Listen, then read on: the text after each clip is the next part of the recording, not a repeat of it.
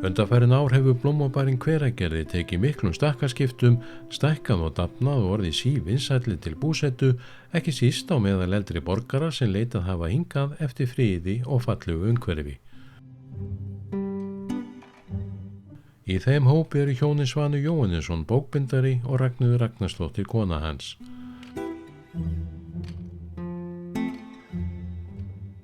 Það var árið 2005 sem þau tóku sig upp eftir 47 ára búsetu í Reykjavík og settu sig niður hér í Hveragerði.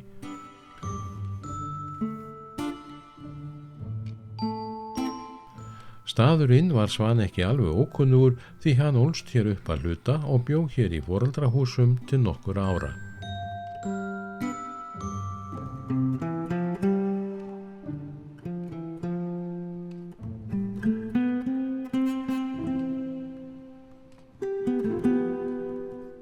Svanur á sér mikla og merkilega sögu, bæði sem bókbindari og ekki síður fyrir störf sína verkalýðsmálum. Hann var stjórnarmaður í Bókbindarafélagi Íslands í 15 ár og þar af formaður þess félags í 7 ár. Síðar var hann stjórnarmaður í hinu sameinaða félagi bókagerðarmanna til margra ára og starfsmaður þess félags í nokkur ár.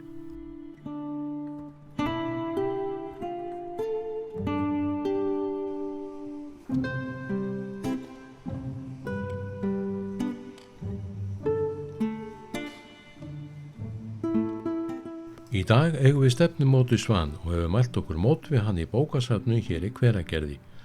Þó Svanur sé að vera 93 ára gamall er þess lítils að gæti í hans andlegu og líkamlega atgerfi eins og sést hér þar sem hann kemur gangandi heiman frá sér til fundar við okkur.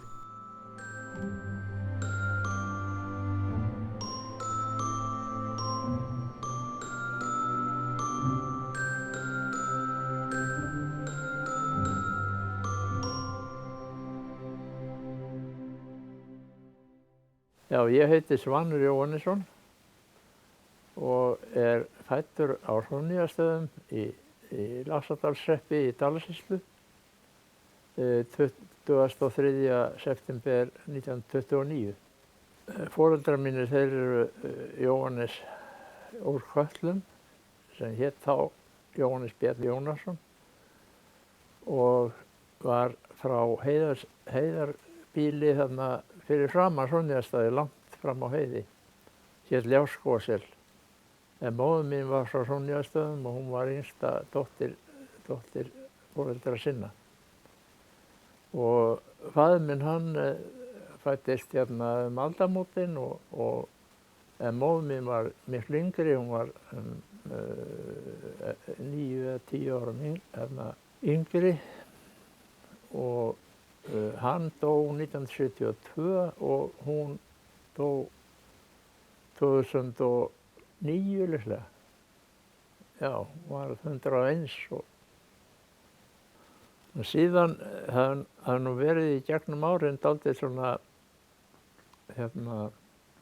ég átt heima mjög víða og áttum fyrst heima sem sagt í Dölunum og þau voru ekki gift, pabbi og mamma, en giftu sig árið eftir á Alþingishátíðinni 1930. Og ég var skírður einhvern tíma þarna haustið og var skírður þó einkennilegt sé Svanur úr Kötlum. Og þá var hann búinn að taka upp rithöfundarnafnið sitt, eða skáldarnafnið. Og það ekki fyrir fermingaraldur sem ég breyti því og ég vildi ekki heita þetta og hafði engan áhuga á því að hafa svona langt nafn. En síðan hann var kennari mjög snemma áður en hann fór í kennaraskólann. Hann fer í kennaraskólann tvítugt. Þá var hann búinn að kenna í flestum sveitum í Dölunum og hann byggir stofur svona við bæinn á Sámstöðum í Laxárdal. Fluttum þangað svona þegar ég hef líklega verið svona 2 ára og þar erum við bara stuttan tíma því síðan flyttum við til Reykjavíkur og hann fer að kenna í Austurbæjarskólanum og við leigjum yfirleitt svona hjá fólki og fyrst á Njálsgötu, svo Laugaveg og rétt hjá Austurbæjarskólanum og síðast á Laugaveg 46 og þar vorum við lengst og hann hætti að kenna, lifði á ritsmiðum sínum eftir það. Það hætti að kenna svona líklega 34. En við erum sem sagt þarna, ég gengi í skóla þarna, Austurbæjarskólann, fyrst í tímakennslu hjá föður Megasar, Jón Þórðarson. Var þar einn vetur og síðan í Austurbæjarskólann og var þar sem sagt þegar við flytjum svo 1940 í Hveragerði og þar ég öll árin eða næstu ára á eftir alveg til 1947. En ég var alltaf í sveit á sumrin og byrjaði sem sagt, ef ég var ekki í Vestri-Dölum þá byrjaði ég í Víðdalstungu eitt sumar með móður minni og hún var kaupakona og hann var upp á fjöllum. Og síðan hittumst við haustið.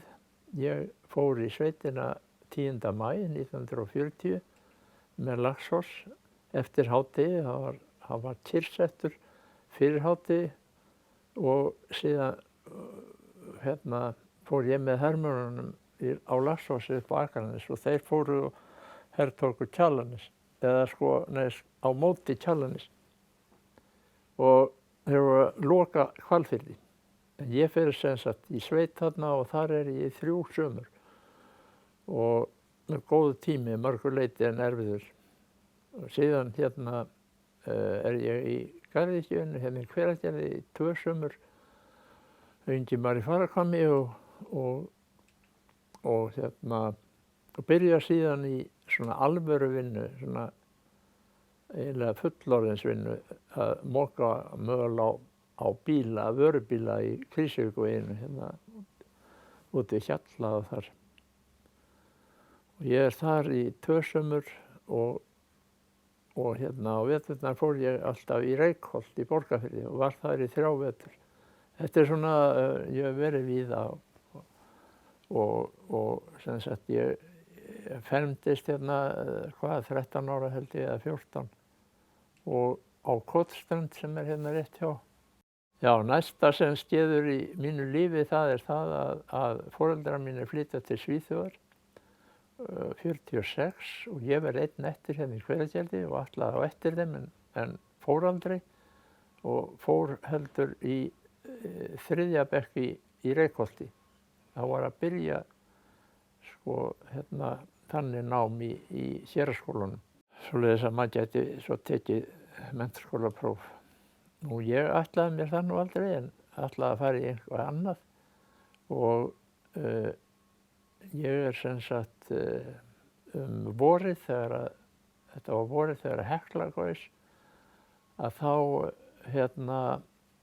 ég að taka sem sagt þetta landspróf sem kallað var eftir þessa 3 vetur og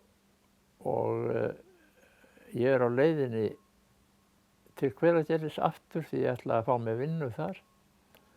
En í Borgarnesi þá sé ég það að það hefur verið allt í jarðskjálftum hér og jörð skolfur mikið í heila viku.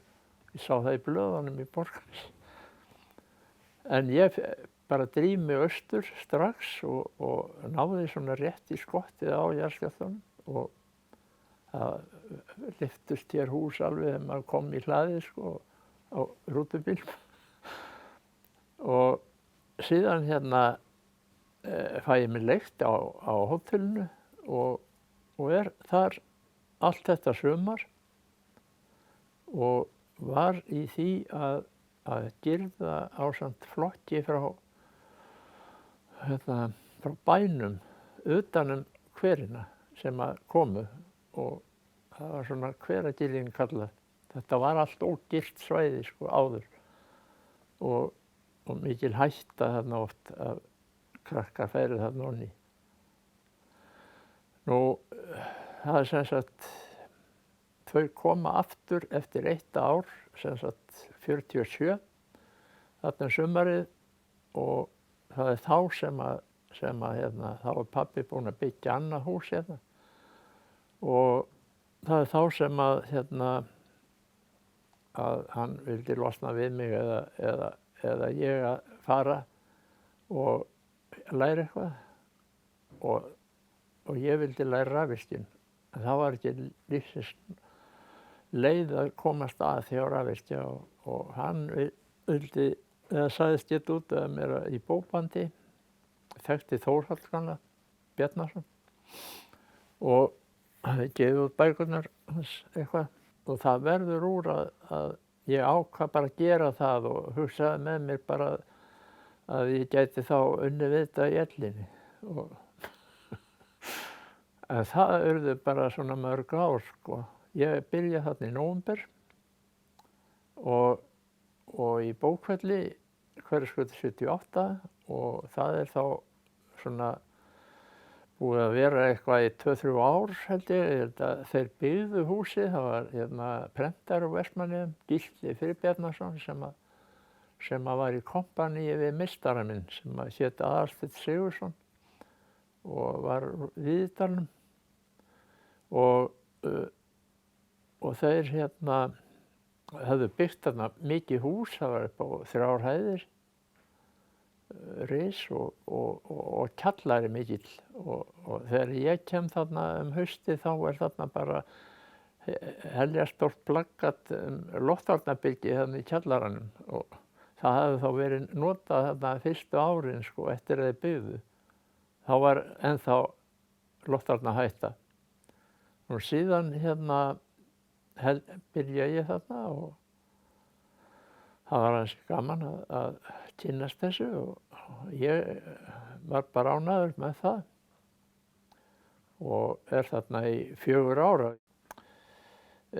Fékk leigt pabbi út af mér húsnæði og fæði hjá vinum sínum, og ég var þar í fyrstu, og hann hét Brandur Búason og var verkstjóri í grænmetisverslun ríkisins, og ég er þar ekki nema fram yfir hátíðar, eða fram á vorið, þá hugsaði ég með mér að það væri betra að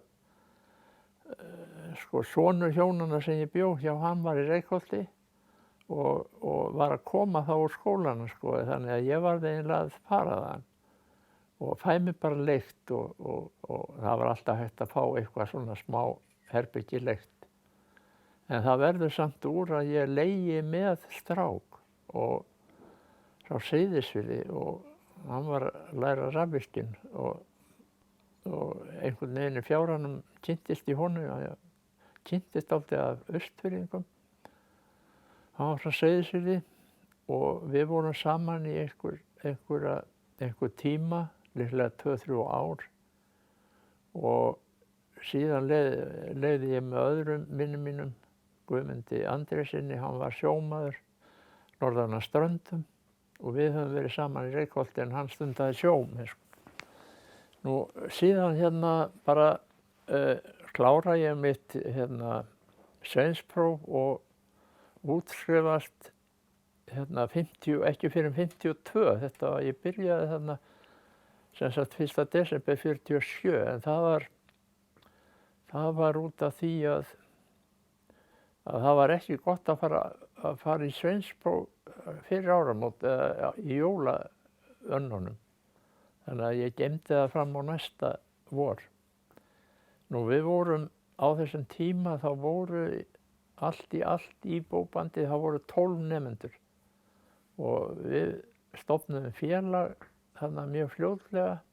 Það var Snær Jóhannesson, vinur minn úr Eddu, sem var formaður, og ég byrjuðum í kjallaranum á Hverfisgötu 21. Þá var iðnumannssambandið þar, og bókbandsnemar fengu að vera þar, sko, með fundi.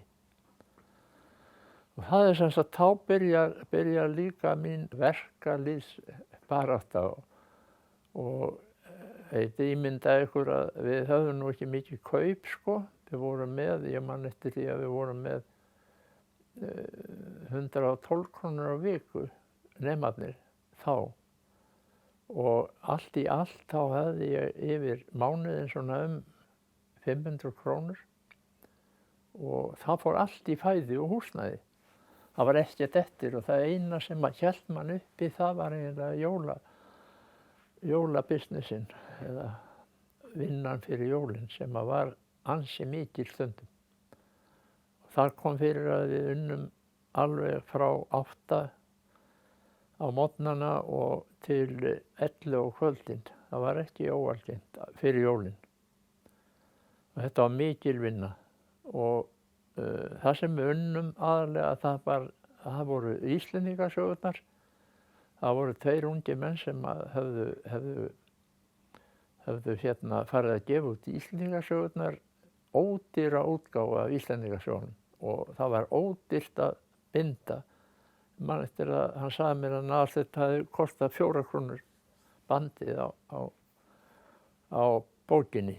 Þetta voru 13 bækur fyrst, sko, 12 og svo ein nafnaskrá sem aldrei hafði verið gefin út og var mjög hentug. Og allt í allt þá urðu þessar útgáfur, þær urðu bara, ég held að það hefur orðið 50 bækur. Þetta voru biskupasögur og í framhaldinu og Sturlunga og Hannálar og allt mögulegt.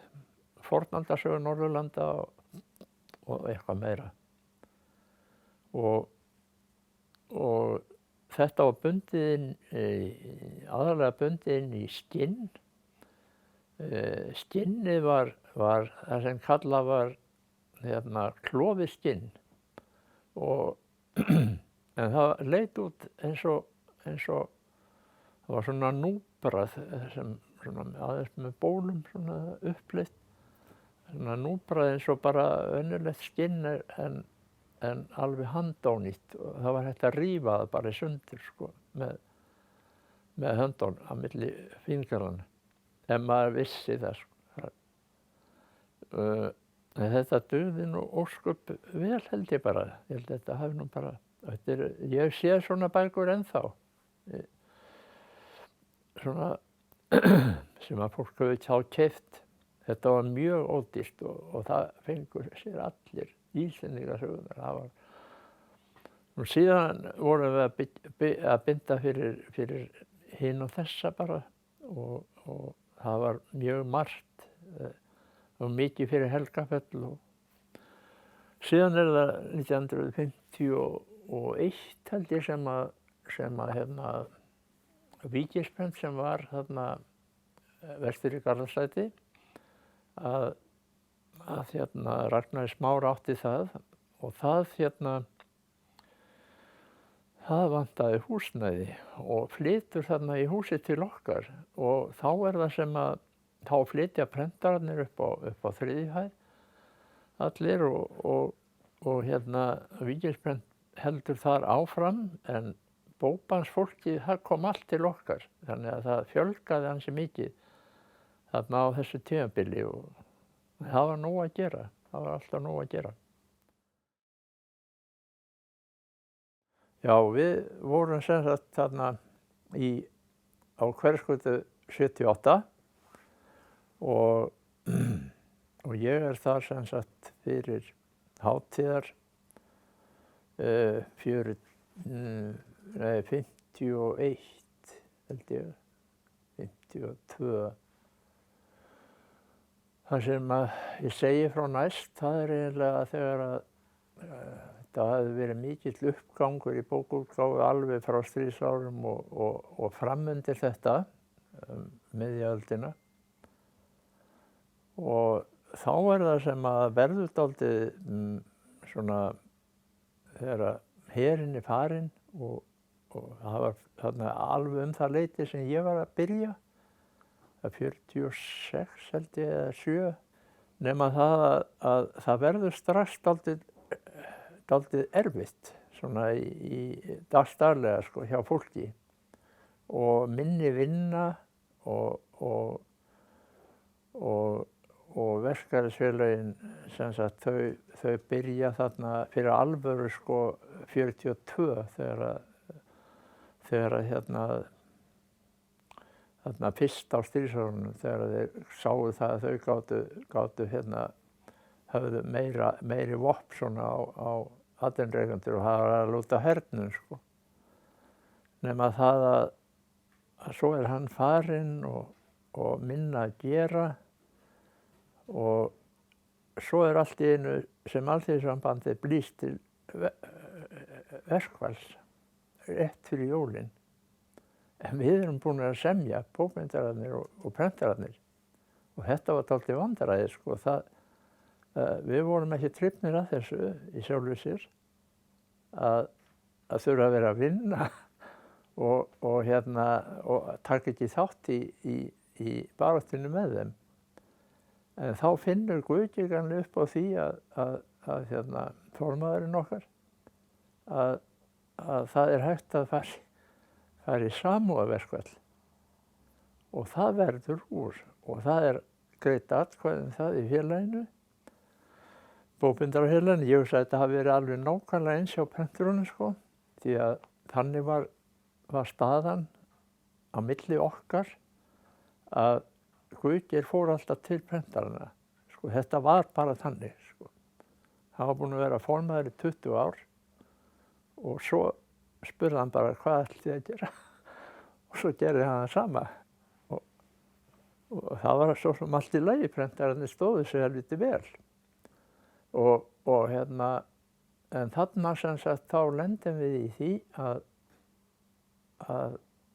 það að blása til verkfalls í okkar stétt og við vorum nú ekkert tilbúnir í þetta eða vanir þessu og það hefði aldrei verið farið til dæmis verkfallsvakt eða neitt svoleiðis í bókbindarafélaginu. Við byrjum á því strákarnir í bókfell.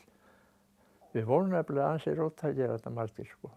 Það var ég og það voru til dæmis 3 af lendingunum sem keyptu Þjóðviljan og svo var einn af Norðurlandi helviti þræl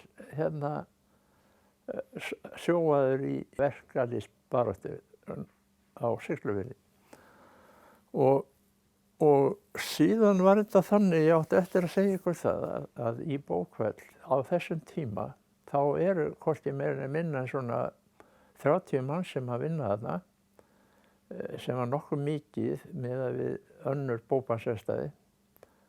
Það var svo mikið af aðstofafólki og þetta voru bara, við vorum líklega 10 sveinar og lærlingar, allt karlmenn og síðan voru bara konur, aðstofakonur og karlmenn máttu ekki, svona helst ekki vinna sko, þess að þeir voru settir í sveinstörun. Þetta svona lærði maður allt svona smátt og smátt sko. En síðan förum við, já það greitt atkvæði, á að fara að greiða atkvæði í félaginu þetta og þá erum við kölluð öll upp á skrifstofu til forstjórans og spurt hvort við ætlum að vera í verkfall. Og ég segi strax já, ég mun gera það. En þarna sat inni sko vinur pabba, Þórhallur gamli, hann lét hann sitja inni og spurði mig svo. En ég lét mig hafa það, segja já, ég ætlaði að fara í verkfall með félaginu. Hann ætlaði þess að brjóta okkur niður svona einn og einn í einu sko. Það alveg af og frá að mér hugnaðist það. Og síðan þá segir hann við mig, já þá getur mátt búast við því að þú missir vinnuna eftir áramótin. Og þá var ég náttúrulega komin í þá klípu að ég gat ekki farið að segja að ég vildi ekki fara í verkfall. Svo ég bara hélt mínu striki og síðan bara líður og býður og vorum þarna nokkra daga í verkfalli. Ég byrja mjög fljótt já, við fórum út á verkstæðinn og fundum strax einn sem var að vinna það hét bókfellsútgáfan inn á Laugavegi. Og síðan fórum við alltaf vakt á alla staðina og vorum dálítið svona hjálpuðum Guðgeiri eða stjórninni. Síðan skeður ekkert, það var samið sko einhvern tíma rétt fyrir jólin og síðan mér bara sagt upp sko eftir áramótin og þá þurfti ég að fara að fá mig vinnu sko. Þetta hefur verið 52 og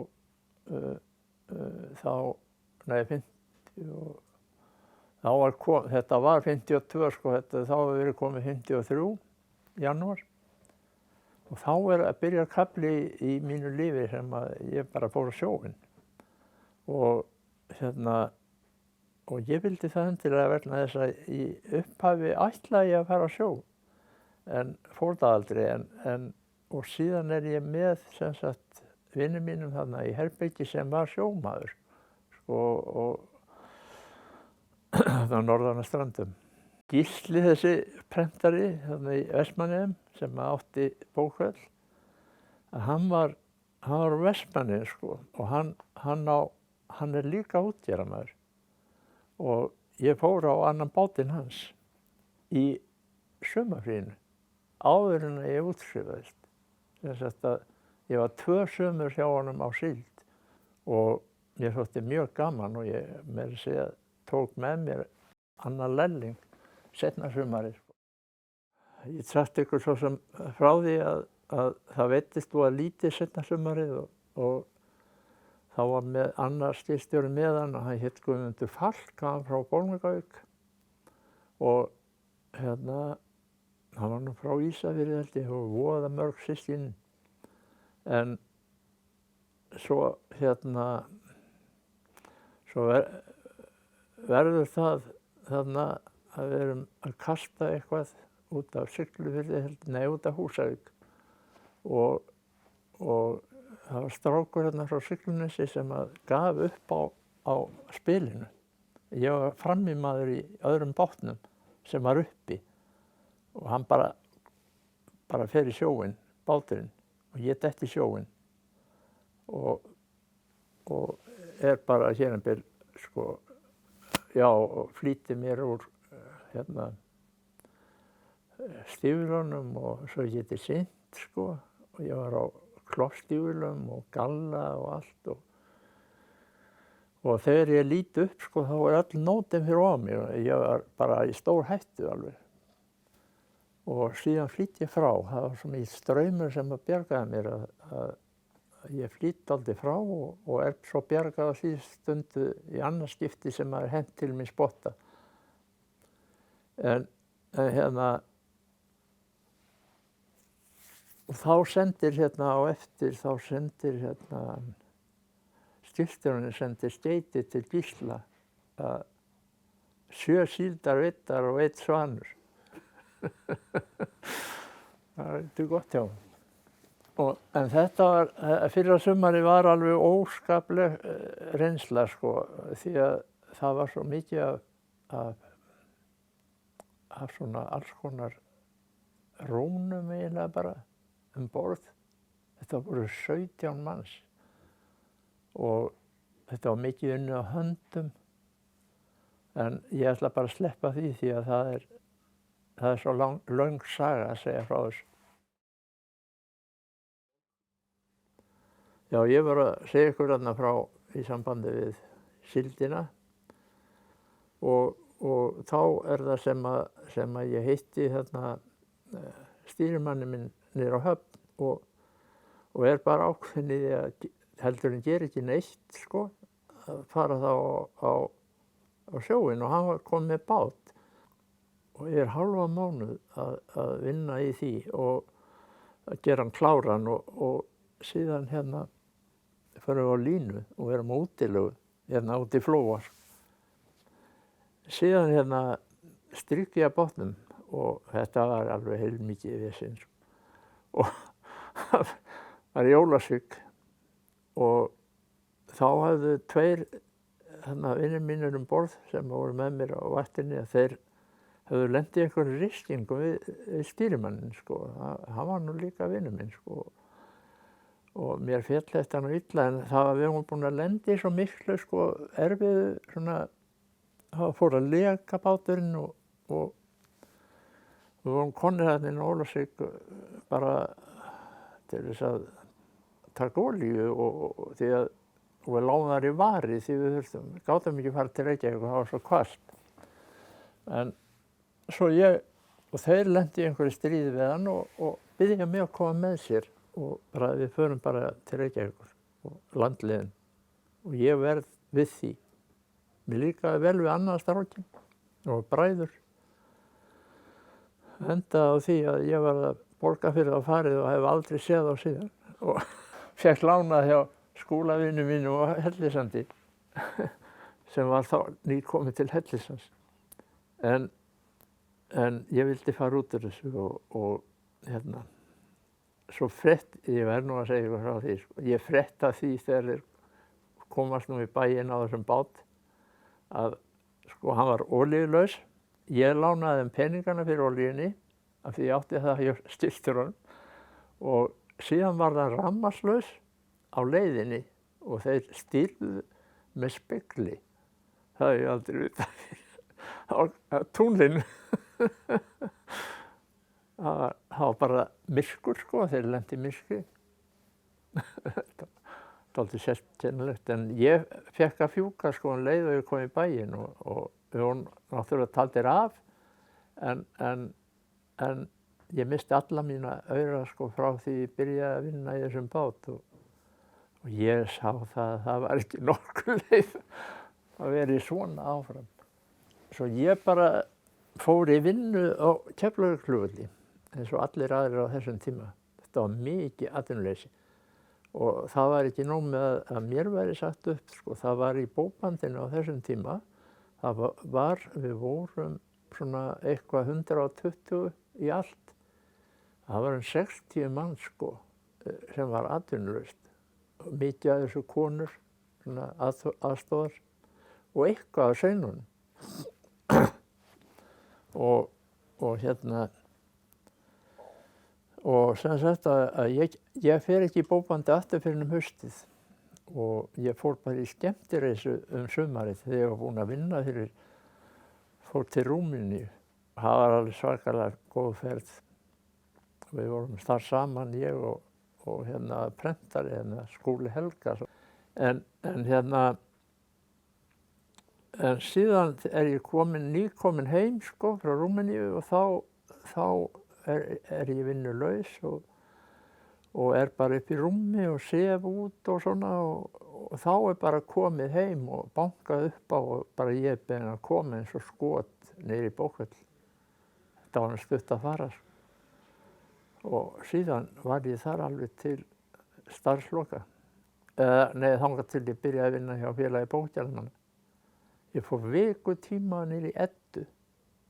Grétar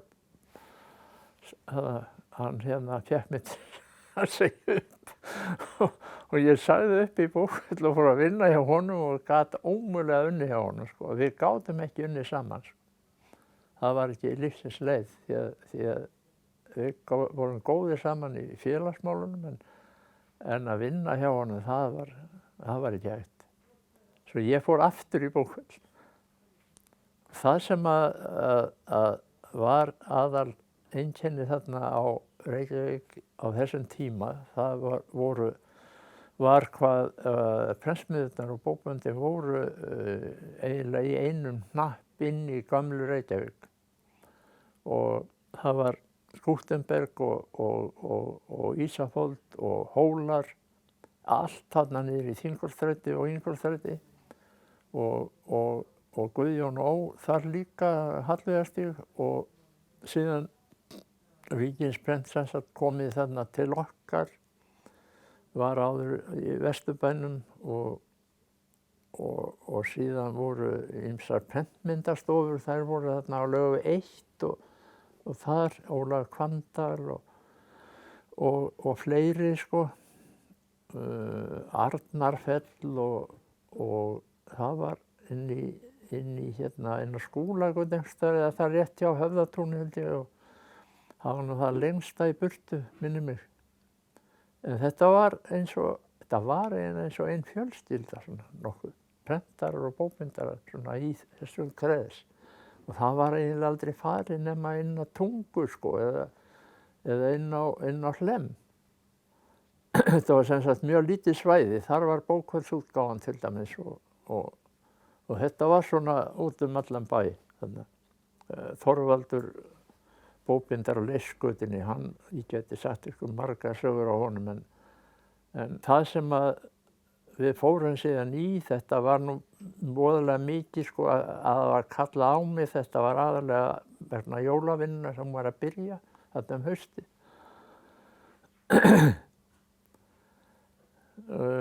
Síðan hérna verkstjórinn minn, hann dó aldursfram og þá tekur við hérna sonur Þórhallar Beðanssonar prentara, Guðmundur Þórhallsson.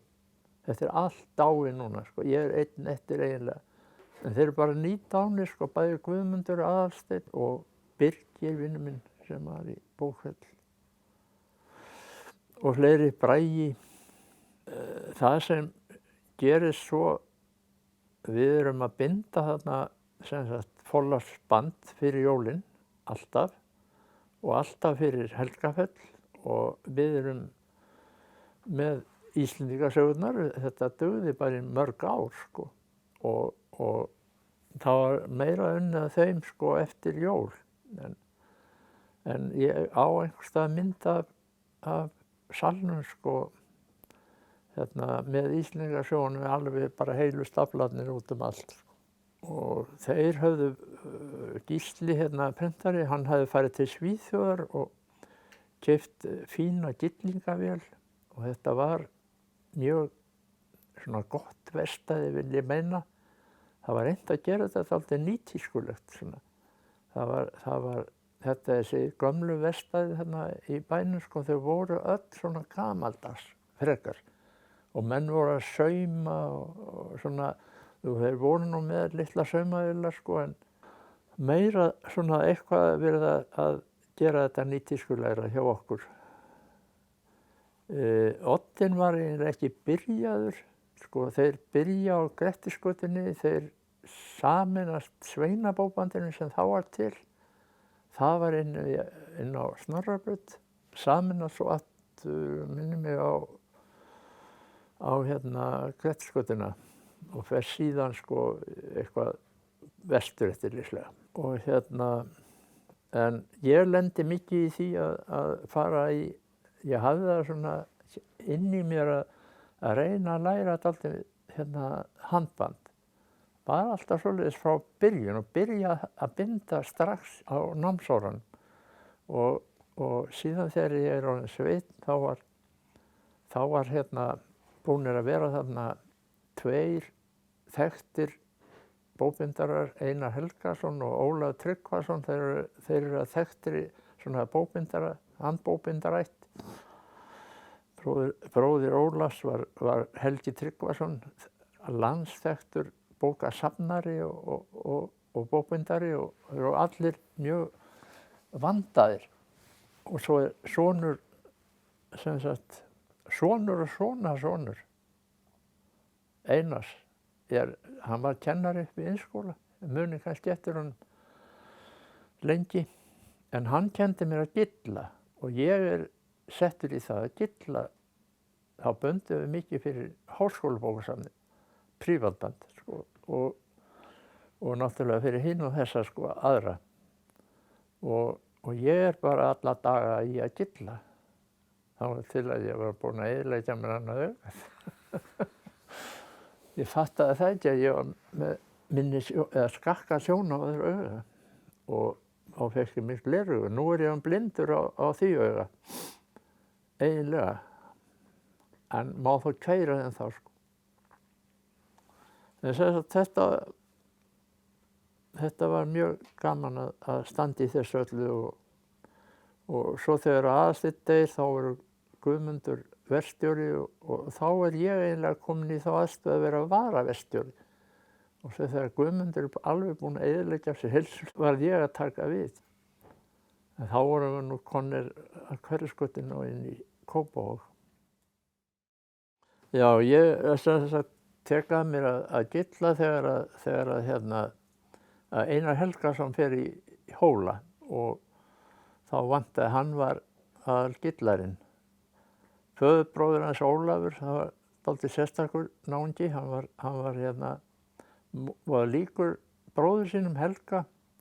Þeir voru á Austurlandi og höfðu alist upp í Möðrudal, höfðu flosnað upp fjölskyldan og þeir alast upp í Möðrudal minnum mig báðir og Helgi læri fyrst sem sagt bóband og kennir bróður sínum. Ólafur kemur hérna suður og fer síðan til, mér minnir að hann hafi farið til Kaupmannahafnar og tekið prófið þar og kemur svo heim með Petsamopörunum þegar heilt talaði þá. Það var þarna í síðasta skip frá Kaupmannahöfn í stríðsbyrjun. Já, og Guðmundur var eftir á móti, hann var vélgyllari, hann gyllt allt í vél og síðan tók ég að mér, ég var bara eiginlega skurðarmaður líka voða mikið. Nú síðan hérna er ég búinn að vera nokkuð mörg ár skurðarmaður og ég var að límbera og ég gerði eiginlega allt nema ég var aldrei í vélgyllingunni. Ekki mikið, en ég tók samt í það þegar að Bókveld tók að sér að binda Guðbrandsbiblíu að þá hjálpaði ég Guðmundi við að gylla bindin. Þetta voru svo stór bindi að við verðum að vera 2 á vélinni og við verðum að handsnúinni. Það var dálítið vesen. Og það sem verra var sko að skinnið það var íslenskt og þetta var nautshúð eða kálfaskinn og unnið á Akureyri hjá Iðunni og það hefur sjálfsagt ekki verið sko nógu vel unnið fyrir bóband. Það hefur verið í því einhver fita eða eitthvað eða æðar sem að því að okkur gekk svo illa að gylla á þetta. Og það var líka erfitt að þrykkja og við erum bara að finna upp hvernig við leystum þetta og við höfum farin að nota sömnálar eða stoppunálar og þá settum við aðeins svona gat og bleyttum svo skinnið til þess að vatnið kæmist undir og síðan settum við það í hitapressu og þá kom það út sko. Þetta var alls konar tilfæringar sko. Og ég var heilan vetur að skafa sniðin og þetta var ekkert smáræði sko. Þetta var svona, bækurnar voru svona þykkar og svona langar og við notuðum fórum að nota svona trésmíðaverkfæri, pússivélar sem var rammarspússivélar og settum sandpappír á. En það sem það voru íhvolfar sniðin, það var ekki hægt. Og þar verðum við að nota sko gömlu aðferðina eins og var á dögum Guðbrands. Við verðum að nota sérstöku járn eða eins og trésmiði nota í handvinnu mikilli sko. Þá er það kallað siglingar. Það er járn sem að það voru til í járn og þetta var til í Bókveld frá því að þeir fóru til Svíþjóðar. Við höfum fengið mikið að tækjum svona alls konar sem var hægt að nota við þetta. Og ég lærði að brýna svona járnstykki. Það er gert með þjöl og þá kemur eins og hefill á, ef maður brýnir á sérstakann hátt, að þá er hægt að mynda sem sagt svona eins og sköfu sem að var hægt að skafa sko sniðin. Þetta gerðum við líka alltaf þegar við vorum með sveinstykki og svoleiðis. Við þurftum að lita sniðin. En við notaðum hérna rauður litur á sniðunum og hann var fengið hjá Sláturfélagi Suðurlands. Það var bara venjulegur matarlitur í stórum leirbrúsum og við mistum einu sinni einn brúsan og það ætlaði aldrei að fara, það tók mörg ár að fara liturinn á gólfinu. En þetta var svona en síðan tókum við aftur seinna, það var löngu seinna sem að við tókum á okkur svona sko sem að þurfti að vanda sérstaklega. Þá var hann kominn í brasann hann Sverrir hjá Bókmenntafélaginu. Hann er hátt skrifaður þar, gaf út Skarðsbók og Helgastaðabók. Og þá er það sem að við loksins fáum sko verulega góða kennslu í þessu. Þá var hann íbúinn að fara til Svíþjóðar hann Hilmar í Morkinskinnu og hann kenndi okkur að það var bundið sko inn í miklu vandara skinn. Það var bundið inn í hvítt skinn og voðalega erfitt að vinna það. Það er svo sekt í því og alveg þrælsterkt og við erum að þynna það til þess að væri hægt að setja það á kjölinn og svona. Og það var að þynna það með gleri og það vorum við að læra sem sagt í fyrsta sinn og hefðum betur kunnað það þegar við vorum með Guðbrandsbiblíu sko. En við notuðum þá bara þynningarhnífa sko, það var náttúrulega hægt líka. En þarna, hann hafði lært þetta út í Svíþjóð og fór á sænsku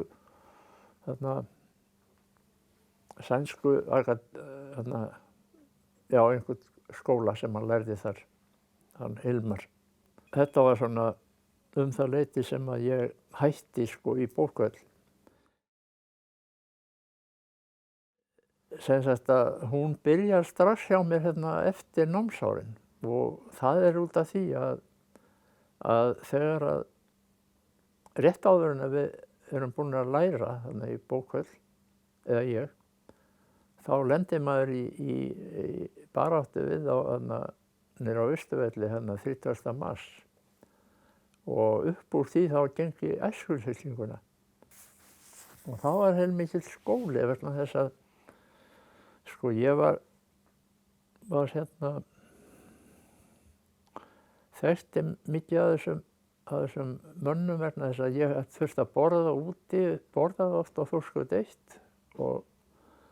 og kynntist þá mikið af prenturunum til dæmis af Þjóðviljanum. Þeir borðuðu þar alltaf, það var rétt þarna hjá. Og upp úr því, sem sagt þessum bardaga þarna 49, þá gekk ég í fylkinguna og það er þá sem að ég lenti oft í verkfallsátökum sko með dagsbrún og því. Það var ekki ósjaldan þegar við vorum út á vegunum það var helviti gaman. Ég lenti í bílstjórunum á BSR til dæmis, það var heilmikil saga sko. Og eins megin, þegar þeir voru að koma með mjólkina og allt það og það var stoppað sko, það var austurbílarnir, mjólkurbílarnir úr Ölfusinu. Þá var kveðin þessi vísa mig í náttmyrkri kulda og frosti með fyrirlitlegum hreim. Sveigir hann svanur úr köllum, sveitungur sínum heim. Það var, vorum uppi við ána Hólmsá eða þar. Það var lítið mikill bardagi. Svo er ég í stjórn fylkingarinnar þennan vetur og ég var var á skrifstofunni eitthvað eitt kvöldið, hafði verið þarna uppi Hólmsá en var komin í bæinn og var að vinna aukavinnu eða eitthvað svoleiðis en skrapnir og skrifstofu. Þá var hringt í mig og mér sagt að það sé mikið af bílum hérna í Hafnarstræti, þessi konu með þá, þeir tóku bara alla bílana sem þeir koma austan með mjólkin og bensinni. Og ég fer niður eftir. Já, og þá sé ég þetta, það var búið að leggja þeim eftir öllu Hafnarstrætinu. Lögreglustöðin var þarna rétt hjá Pósthússtræti og vinur minn Guðmundur Jaggi, hann stjórnaði þessu aðallega sko, og hann sem sagt þegar ég kem niður eftir þá hann inn á lögreglustöð, semja við lögregluna. Svo kemur Jón Rapsson úr Alþingishúsinu, þá var Alþingi starfandi. og hann segir við mig hérna, já ég var nú að koma úr Alþingi, segir Jón, þetta gamall baráttu í Vestmannaeyjum og hérna ég sagði þeim það bara að nú bara væri það ekkert nema bara ein eldspýta sem að dygði sko, það bara þá væri bærinn allur í bara báli. Það voru hver bensínbíllinn og fætur öðrum sko, það var búið að leggja þeim við lögreglustöðina. Og hann var bara að gera þetta til þess að gera að hrætta eitthvað. En síðan samdi Guðmundur sko að þeir verið geymdir í porti inn á Hálogalandi, þá var það íþróttahús og lögreglan hafði þar geymslu. Ég hringdi út alveg langt fram á kvöld, ég hætti ekki fyrir en að menn voru orðnir leiðir á mér og sagði djöfulega ég verið að hringja. Ég vildi fá sko meiri mannskap. Það voru ekkert mjög margir hérna niður frá. Segir ykkur, hann kemur bara með alla strólunum og leggur inn í þetta. Þetta var alveg hrikalegt. Ég ætla að segja ykkur svona svolítið frá því þegar hérna ég tók við bókbindarafélaginu af Grétari Sigurðssyni, vinur mínum, og við vorum búin að vinna saman í bókvelli í nokkur ár. Hann var ekki búinn að taka sveinspróf þegar hann kemur með vitnisprent í bókvell. Nema það að hérna, það hefði verið þannig, ég hefði komið inn í hérna, Grétar byrjaði á undan mér sko, tölvöld, hann aðeins eldri held ég, nei, við erum líklega svipuðum aldri. Nema það að hann tekur við af Guðgeiri og hérna, Guðgeiri var náttúrulega orðinn gamall og síðan vorum við, þetta voru all lærlingar úr bókvelli sem voru konur þarna í stjórn allt í einu. Ég og Grétar og maður sem heitir Helgi. Og það var einn kommi, einn krati og einn íhaldsmaður. Grétar var þá í heimferli. og það ekkert með það að við hérna okkur send svo ansi vel sko saman, góðir saman svona. Þetta var eiginlega eins og þríeyki og okkur tekst ansi mikið svona margt svona að vinna saman í þessu og sleppa pólitíkin alveg og bara vera svona félagar. Þetta svona eins og hjá ríkisstjórninni núna sko. Nema það að síðan hérna að stofna lífeyrissjóður, já, þegar að Grétar kemur inn í þetta og hann sem sagt í fyrsta lífeyrissjóðnum þarna og ég eitthvað í stjórn þar held ég, eða í stjórn félagsins alveg frá 62, hann byrjaði 59 og 66 þá það sem að við semjum hérna vinnutímastyttinguna hjá báðum félögunum. Þá, sko, það dálítið gaman að segja ykkur frá því hvernig það gekk fyrir sig í samningum. Ég get bara sagt svona smá bút. Sko, það byrjaði þannig að við erum að byrja að semja við prentarana. Sko, prentararnir voru bara prentarar og þeir voru bara þeir. Sko, bókbindarar voru bara svona eitthvað sem að héngu aftan í þeim alltaf tíð og það var alveg rétt. Og við gerum þá kröfu til prentarana við Grétar að það sé jöfn tala í samninganefnd, alveg 3 og 3 og svo 3 frá prentmyndarsmiðum og offsettum. Og þetta var voðalega erfitt, sko. Við erum líka stundum að semja offsettana fyrst og svo prentmyndarsmiðina, svo bókbindarana og svo prentarana. Þetta tók svo mikinn tíma, þetta var alveg hrikalegt. Nema það að við erum konur með þarna helviti gott teymi, sko. Það var til mynd af því, það vorum þarna allir bókagerðarmenn saman einu sinni, niður í Lindabæ. Það er helviti góð mynd af strákunum þarna gömlum. Og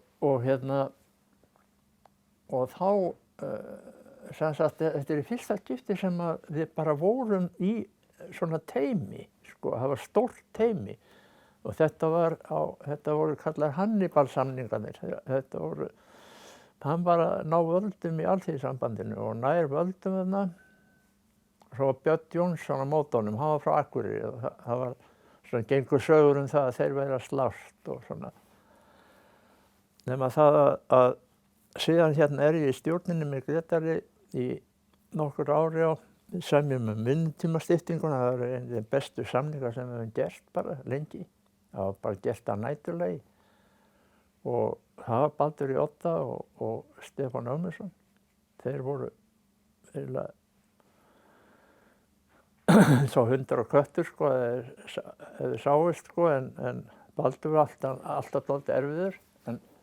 En þarna þessa nótt, þetta var dálítið sérstakt, þá bara gengur allt eins og í sögu. Og þetta var líka eiginlega Jóni Ágústssyni að þakka dálítið. Árið áður höfðum við fengið svona tilboð við þarna prentararnir og bókbindararnir vinnutímastyttingu til 10 ára. Og við höfnuðum því. Og þegar Jón Ágústsson heyrir það, verður hann alveg vitlaus. Og hann verður bara kosinn formaður árið eftir. Og hann orðinn formaður þarna. Og þá það sem við náum þessu niður með minnir í 7 ár, held ég, eitthvað svoleiðis. Nei, það var ekki það. Nema það gengur út, sko. Þetta var alltaf verkfall á laugardögum og svona, sko. Þarna í þessi ár. Þetta gengur út 1971. Og það þá sem ég tek við. Og ég lendi alveg svakalegum erfiðleikum í samningunum. Og ég var sem sagt búinn að taka við af Grétari sem var í helvítis örðugleikum með félagið. Ég ætti að fara út í það nánar. Og ég verð bara bókstaflega að fá Grétar til þess að hjálpa mér í þessu. Sko, ég gat ekki samið með þessum strákum sem ég var með. Ég varð að fá Grétar til þess að hjálpa mér, bara til þess að leysa málið. Og það gerði ég. Og þá það sem að þegar ég búinn að tala við Grétar, þá erum við í bíl á leiðinni heim upp Hálitsbraut, þá kemur útvarpsskeyti.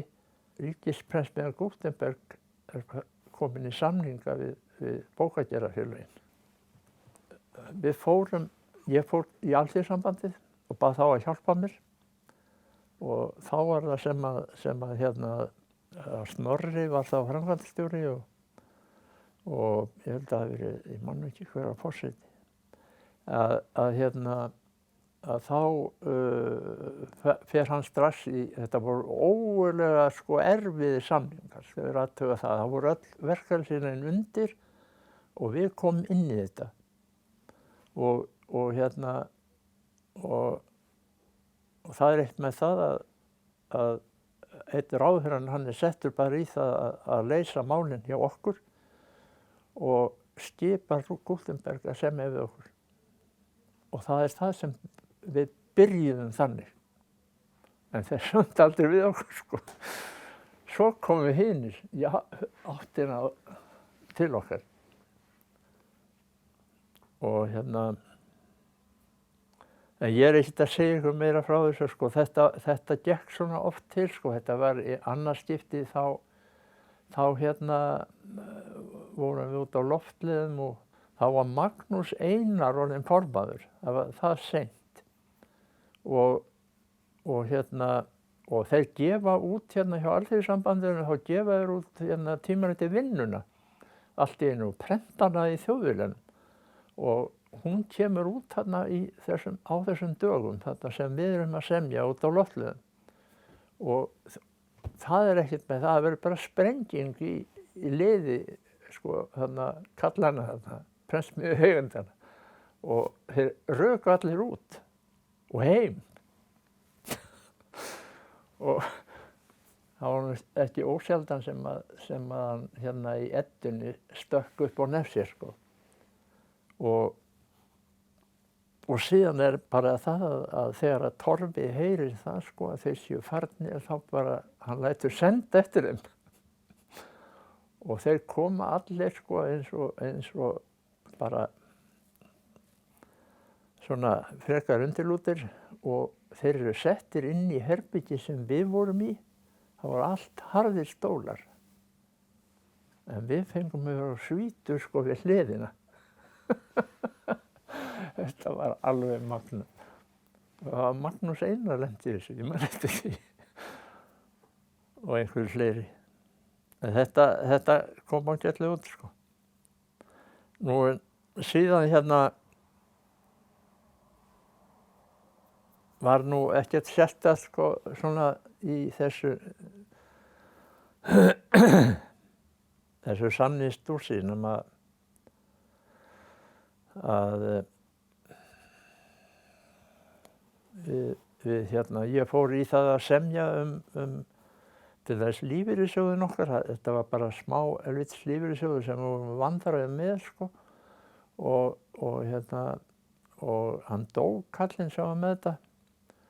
Og ég bara samdi við Jón Ágústsson að reyna að vera bara með afgreiðsluna þar. Og þar var hún með afgreiðsluna þegar við sameinuðumst, sko, 1980. Þá voru ofsetarnir voru sér, sko, út í bæ einhvers staðar. Þeir vildu ekkert vera, það var ekki hægt fyrir þá reyndar, sko, að vera með prenturunum, því að þeir vildu ekkert ofsetarna, sko, eins og þið vissu. Og það var bara þannig.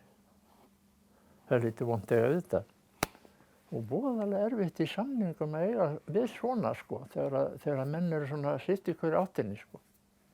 Nema það að í eina skipti sem að við vorum allir sameinaðir þarna niðri í Lindabæ, þegar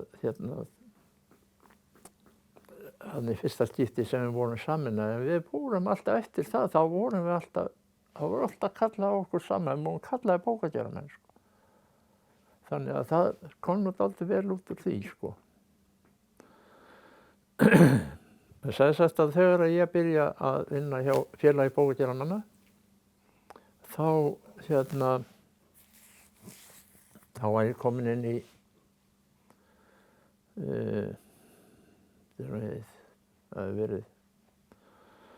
það var 1971, sko. Já, þá ég komin inn í Safamýri og mér minnir að ég hef verið farin að vinna þá í Suður-Kópavogi, sko, bókhallar flutt þangað. Og ég vann bara hálfan daginn fyrst og ég skiptist á við ofsetan, Ómar Harðarsson, og vann bara fyrirpartinn í bókhöll og rúllaði svo niðurstir. Og sem dæmi þá hringir Magnús einu sinni í mig og segir: "Heyrðu, getur ekki komið við í kassagerðinni?" Og leiðin niðurstir, þeir eru að taka á okkur fólkið. Og ég geri það. Og þá póststjórinn í faðir hans Styrmis Gunnarssonar. Þá hann að semja við Iðju, alveg á fullu, við Björn í Iðju inni hjá sér. Taka á okkur ritfangadeildina. Við vorum með ritfangadeildina, sko, bókbindararnir. Það var bara út af einu manni, sko. Það var, hann hét Ómar. Það var svona glímumaður. Ég veit ekki hvort það þekkt hann. Og hann stjórnaði þessu allir þessari deild, sko. Hann var verkstjóri og það var bara eini bókbindarinn og svo 10 stelpur eða eitthvað svoleiðis, sko. Og ég sagði við Ómar, sko, þú verður að vera í bókbindarvélinni áfram. Svo tók hann allar stelpurnar með sér. En þá athugaði það ekki, hann tók þær allar úr iðju. Og það sem var að skeð þarna, að það var að Björn var alveg æfur. Hann skammaðist alveg í mér, sko, seinna þegar ég hitt hann. En það gerði ekki til svo sem. Þetta var náttúrulega, var allt iðjusvæði svona mestu.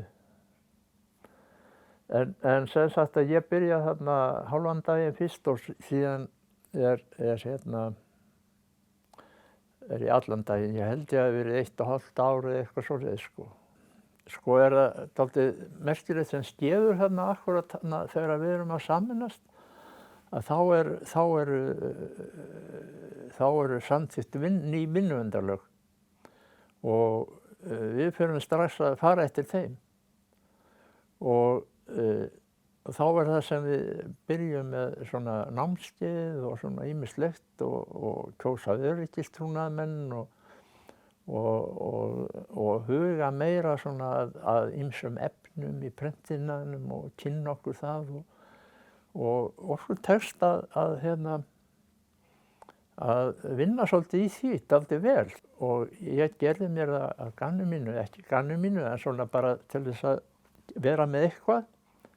Að ég vissi að það var til bóknir á félagi, sko, sem ég las bara spjaldan á milli fyrst fyrir námskeiðið og sé það þá að það er bara alveg fullt af alls konar eiturefni sem við erum að vinna með.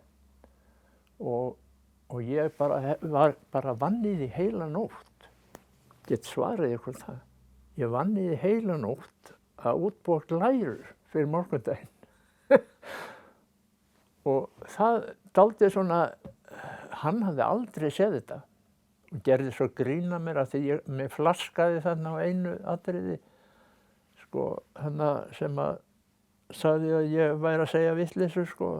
Ég hafði aldrei heyrt talað um lífræn leysiefni fyrr og hélt að það væri allt annað, sko, en svo kom það smátt og smátt og svo var þarna, svo hleyp ég nú yfir þessa sögu alla og svo er það næst þegar að ég er staddur út í Kaupmannahöfn, þegar að ég fór þar á svona námskeið, svo vinnuverndarnámskeið, og þeir voru nefnilega svo helviti duglegir í þessu Danirnir. Og við og þar sé ég, þar kemur maður í restina og hann kemur bara með svona glerplötu og hellir á það svona prentlit og svo kemur hann með sojolíu og þurrkar það af. Heyrðu, og það kveikti í mér. Og þegar ég kem heim, þá fer ég beint upp í Iðnskóla og það var búið að auglýsa, sko, vinnuverndarnámskeið og hann var þá kennari í Iðnskólanum, Guðmundur Aldan, Gretarsson, og ég hef samband við hann var þarna líka Sófi, vinur minn, og en ég sneri mér að Guðmundi, hann var svona almennilegur strákur og fyrir að segja mér frá þessu og hann gerir allt sem ég bið hann og hann setur þetta á vélina og pússar og svo setur hann á gólfið og hann næst allt dag og ég hafði bara, skal ég segja, fór í Halla Þóranis og keypti eina flösku af olíu og hafði það með mér á þetta námskeið og sýndi svo öllum strákunum, þetta var út allan bæ, sko, prentarar. Og þarna byrjar þetta. Og síðan fékk ég svona vídeómyndir og svona, það var mjög margt til þarna úti, sko. Þeir voru búin að gera vídeómynd prentara sem að lendi í heilaskaða sko og svoleiðis og við eigum, þessi mynd til sko, hún hérna.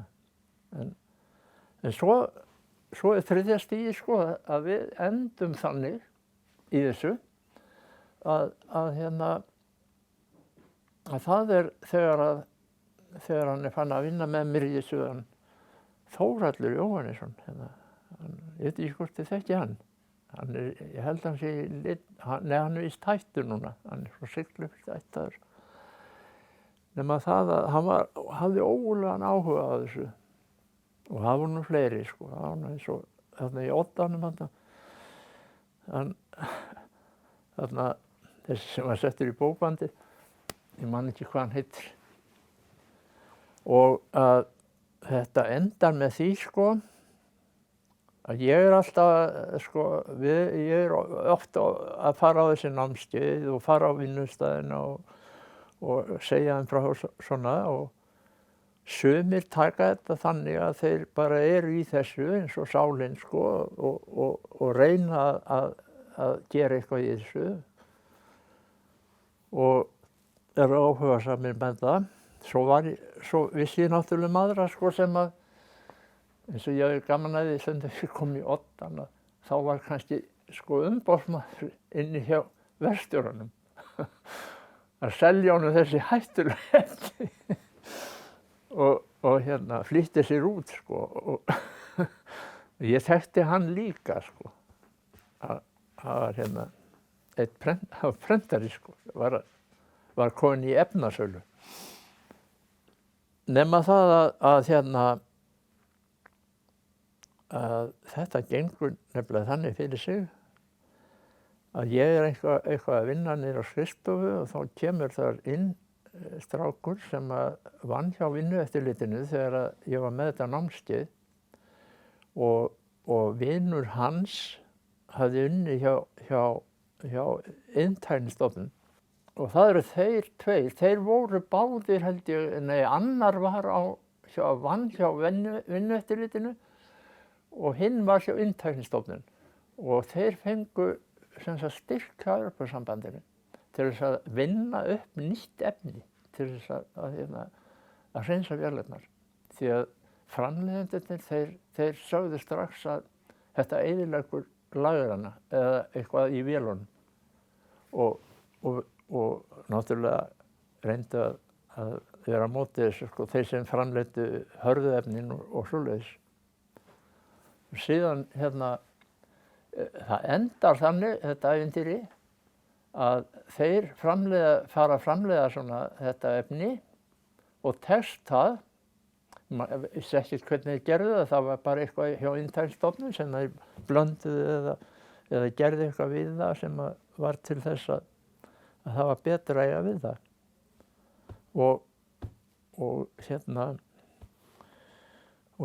þeir spurðu mig hvað er hægt að gera. Þeir komu tveir þarna til mér niðrettir og ég sagði þeim fyrsta sem þið gerið, mig ekki minnast á mig. Þeir höfðu ímugust á mér allir sko út á verkstæðunum og það gerðu þeir náttúrulega ekki. Svoleiðis að þeir héldu bara sínum striki áfram og ég sagði þeim farið í verkstjórana. Þá tóku Jóa, hann var helviti góður sko þegar þeir buðu honum út og Jói var bara fínn. Ég var búinn að þekkja hann sko alveg frá því að ég var með Grétari Eddu, hann vann þar. En þetta var allt eitt ævintýri bara, það má segja það og það endaði á því að Þórhallur þessi, þannig sem ég var að segja ykkur frá, að hann er bara settur í það að hann er svo flinkur í þessu sko, hann er bara settur í það að hann er sendur til Noregs og við erum bara þetta dæmi allt saman, það endar á því að framleiðendurnir fara að búa til öðruvísi vélar. Þeir breyta systeminu einhvern veginn og þetta pær sko fer suður alla Evrópu og Norðmennirnir voru eftir okkur og það vildi senda Íslendinga þangað til þess að hjálpa þeim og hafa trú á þessu sko. Þannig var þetta nú. Já, það næsta sem að steður hjá mér það að ég vinn þarna áfram hjá félagi bókagerðarmanna og ég byrjaði sem sagt 1981 og vinn alveg til fram að 100 ára afmælinu og aðeins lengur. Ég man nú ekki hvernig lokin voru nema myndir að það hafi verið þannig í lokin að ég á fenginn til þess að sjá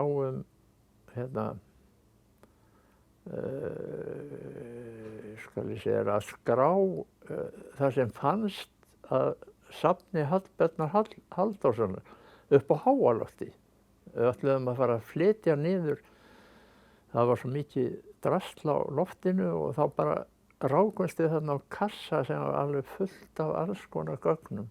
Og ég í því bara nokkra mánuði og fékk tilsögn hjá Landsbókasafninu. Og að þessu niður í kjallara og sett þetta inn í á sérstakann hátt.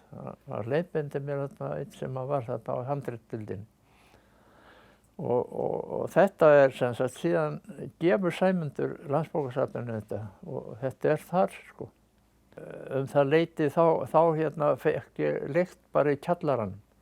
Fekk að vera í kjallaranum með handband og batt dálítið af bókum fyrir mig og hinn og þessar og síðan var ég ekkert meira þar sko. Ég fór reyndar sko hef ég ekki alveg lagt upp laupana síðan en það skeði sem sagt þannig í fyrsta lagi bara þegar ég það leyti sem ég að hætta þá kemur fullt af fólki frá Ameríku. Þannig að gamlir ættingjar mínir úr Kanada og Bandaríkjunum. Þannig að Washington, dálítið mikið og ég held bara helviti mikið gilli fyrir þá þannig í salnum hjá okkur og þetta var 50 manns og svo með okkur sko. Það var 10 manns Ameríkanar og þetta var svo nástilt með þetta og við vorum þremenningar, þeir eru dánar núna, gellingarnir. Nema það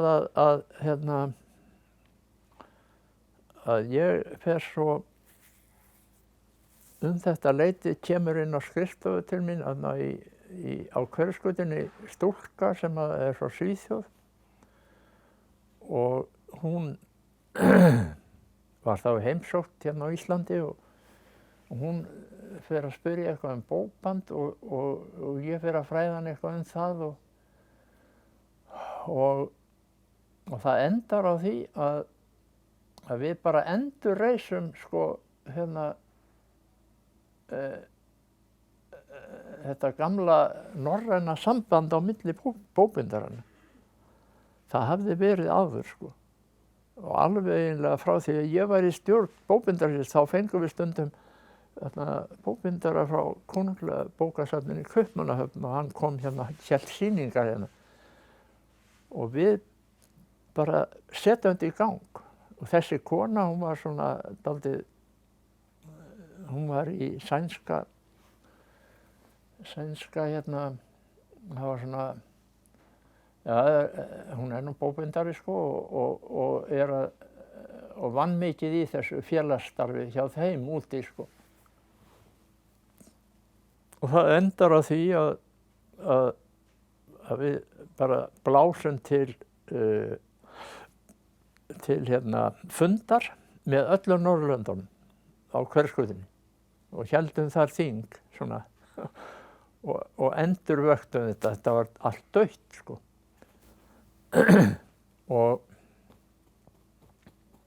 En við vorum alltaf með sýningarnar sko hér, þú veist, við sýndum út í Norræna húsi.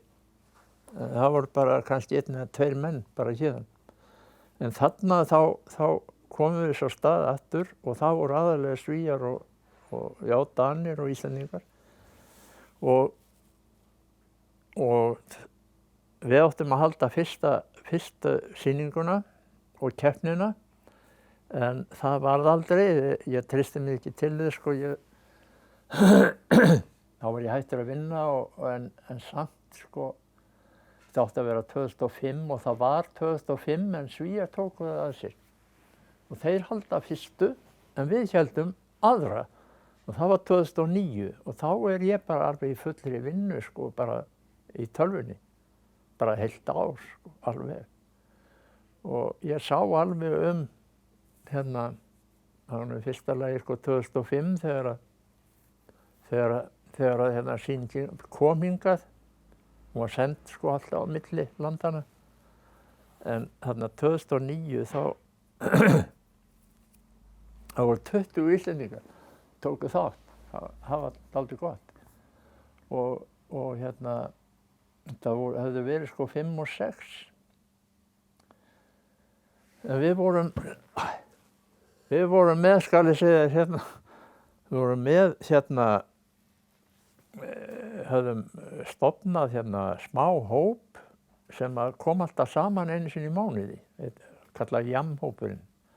Og hérna, og bara alveg heilu veturnar, sko. Og þess vegna vorum við dálítið svona samþjöppuð, sko, og þekktum hvort annað og vorum bara að gera hitt og þetta svona.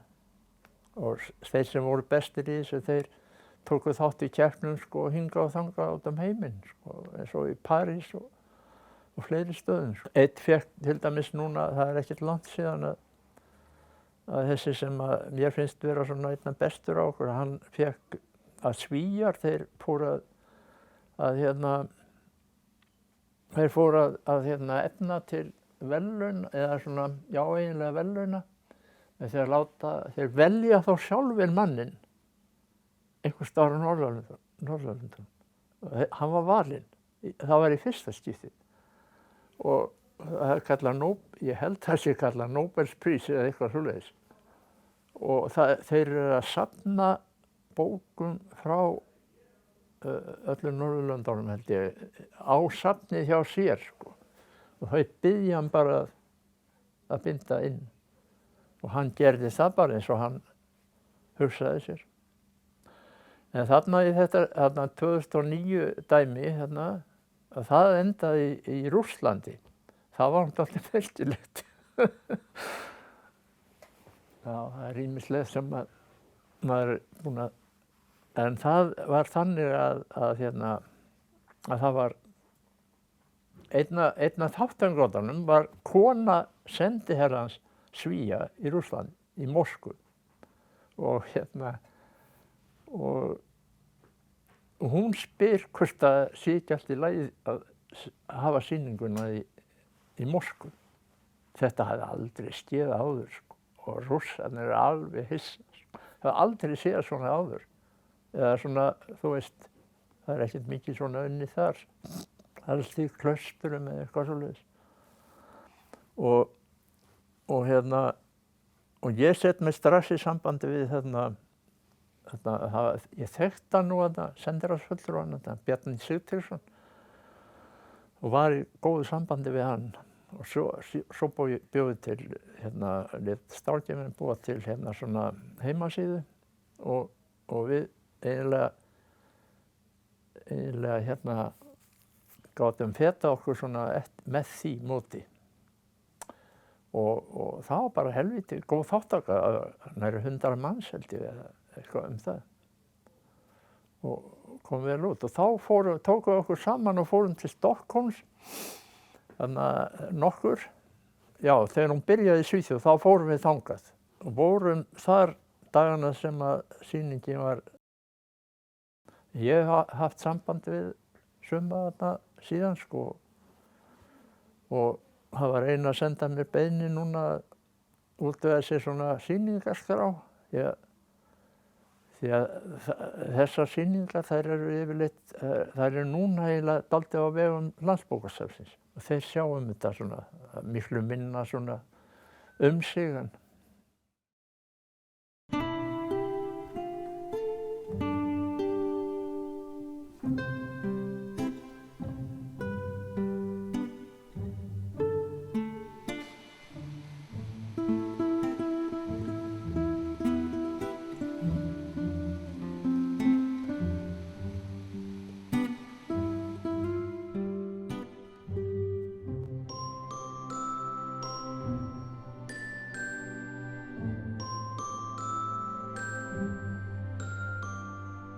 Það vel við hæfi að ljúka þessu spjalli okkar við Svan hér í listigaranu Fossflöt í Hveragerði. Eftir að henni eiginlegu starfsæfi Svans lauk hefur hann komið víða að málum og lagt ýmsum málefnum liðsinni sitt eins og við fáum nú að heyra. Já, það nú komið að leiða lokum á þessu ferðalagi okkar og ég vil þakka þeim félögum, Grími Kolbeinsinni og Guðmundi Ágústi Kristinsinni fyrir að hafa sinnt þessu starfi sínu að eiga við mig orð svona ýmsa þætti í lífi mínu. En eftir að ég flutti hingað til Hveragerðis frá Reykjavík 2005, þá fór ég strax að vinna hjá Félagi eldri borgurum og það var lengi starfi okkar Rögnu að sjá bókmenntahóp sem við stofnuðum. Ég var beðinn það og hann gekk svo vel að það ekki langt síðan að hann hætti. Og það hefur aðallega verið út af COVID og þessu öllu sem hefur verið að ske. Að starfið hjá Félagi eldri borgurum hefur mikið legið niðri bara í síðustu 2 ár. Nú, þetta var ansi gaman og þetta var vel sótt. Það var alltaf yfir 20 manns á einu sinni í viku og við lásum upp úr bókum og hver valdi sitt og slíkt. Annað sem að ég kom nærri það var þegar að félagið var fengið til þess að hafa sýningu fyrir og sýna eitthvað í sambandi við skáldin. Og ég vildi nú ekki taka að mér en ég var samt með í því og það voru börn skáldanna sem voru á lífi komu að þessu og þetta var heljarmikil sýning í húsi eldri borgara niðri í miðjum bænum og upp úr því þá stofnuðum við félag sem við vildum halda þessu starfi áfram. Við stofnuðum félag sem hét Listvinafélagið í Hveragerði. Og það var aðallega það að við vildum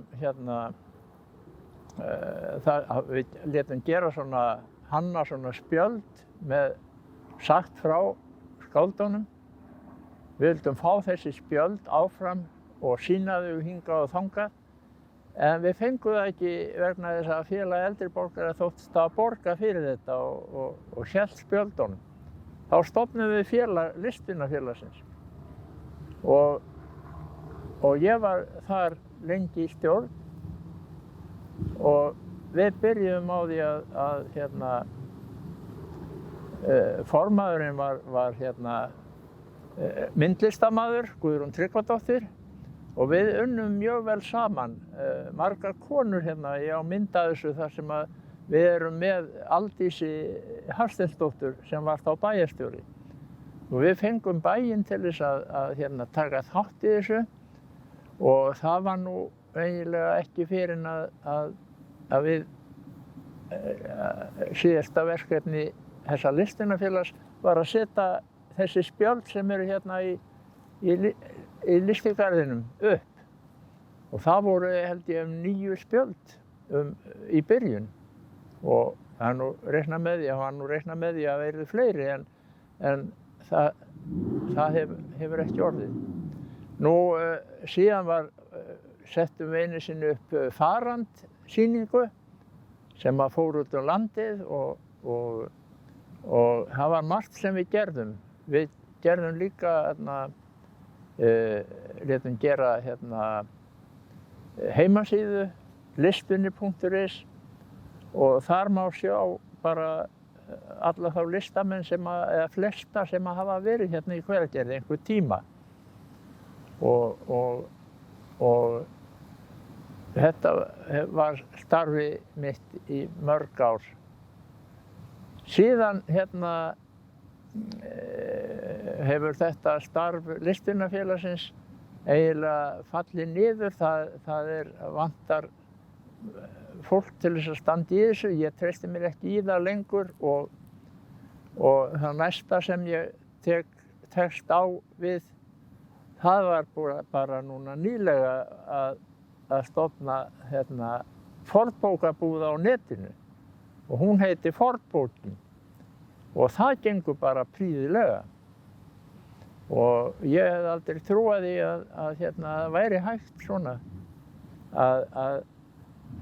að gera þetta en það virðist bara ganga vel og ég fór í samstarf við tengdadóttur mína Sigrúnu sem er málari og til þess að nota sölukerfið og það heitir bara Bækur þar sem ég en svo hún með myndir sko.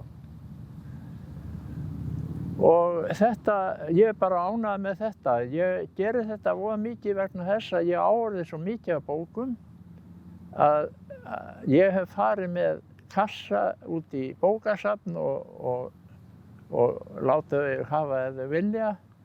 Þau eru með markað öðru hvoru og eru líka með sölu fram á ganginum. En bókasafnið hefur alltaf verið mér mjög kært og sú sem að stjórnaði því var lengi með mér í starfinu við Listvinafélagið, Hlíf Ardal. Hún nú hætt núna en ég samdi við Hlíf á sínum tíma fyrir, þá var ég 85 ára, að halda bókasýningu í bókasafninu. Og þá fékk ég lánaða prentvél úr Reykjavík frá Árbæjarsafni og hafði hana svona sem symbol á sýningunni, safnaði svo var svo búinn að safna bókum einni frá hverri prentsmiðju og gaf út svo bókina Prentsmiðju eintök. Og þetta svona, já, náði góðum hljómgrunni en síðan þá hef ég líka gefið út bókina Prentsmiðjubókin sem var framhald af þessu og þá fékk ég í lið með mér Þorstein Jakobsson prentara, setjara og hann gat útvegaði mér mikið af gömlum bókum, gömlu prentsmiðjana og eins blöðum úr landsbyggðarprentsmiðjunum. Þetta hefur sem sagt allt gengið en ég vil bara þakka fyrir mig að lokum og kveð ykkur þar með.